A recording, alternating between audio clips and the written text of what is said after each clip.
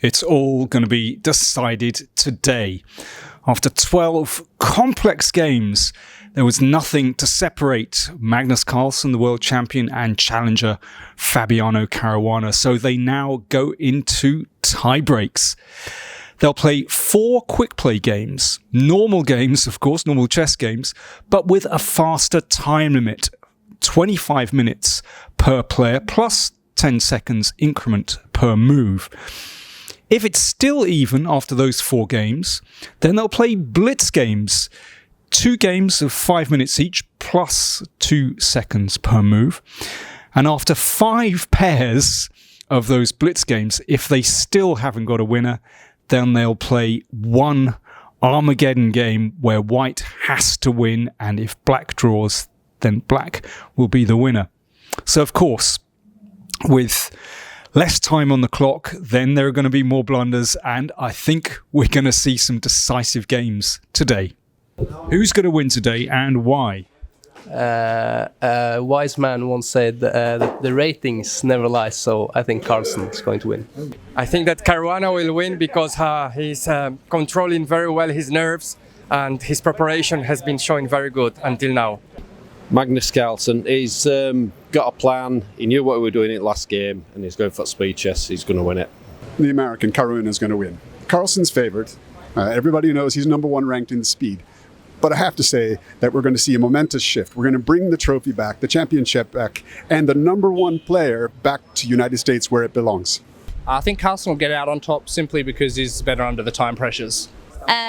Since I'm Norwegian, I'm going to say Magnus Carlsen, because I think he was tricking Caruana by taking the remis.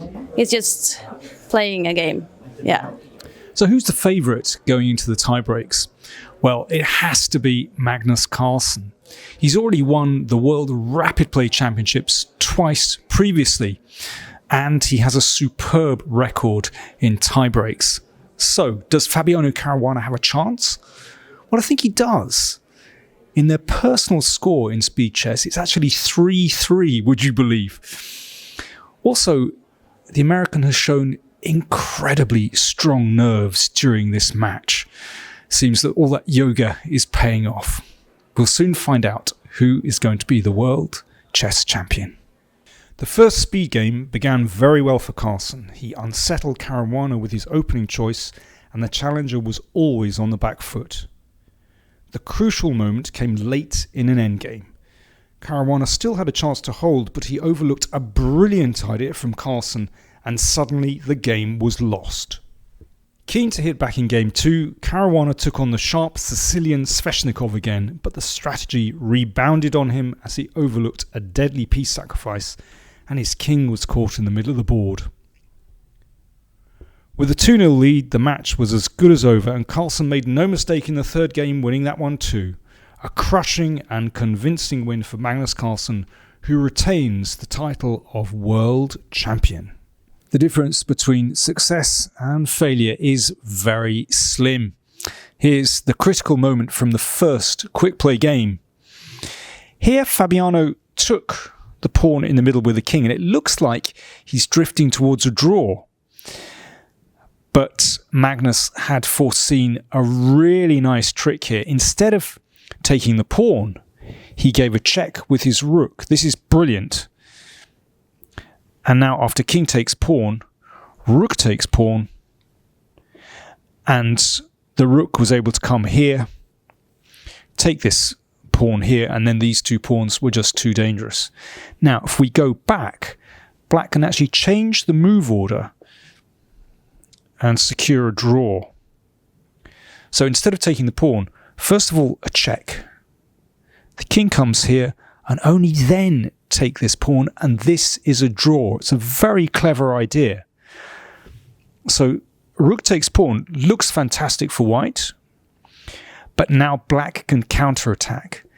This is the point. We can play rook here, and actually the idea is to play the king in and threaten a checkmate. Well, of course, white can avoid that, but basically white cannot avoid a draw here.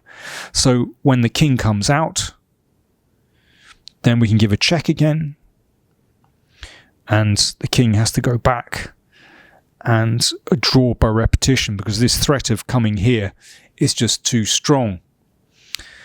So there we go. After Magnus won that first game, it was really very, very convincing in the tiebreak. One of the things that I've never done very well is listen to other people's advice. I've always gone my own way, and that's what I did this time as well. I did what I thought was the best, both practical and sporting decisions, and it's brought me this trophy today.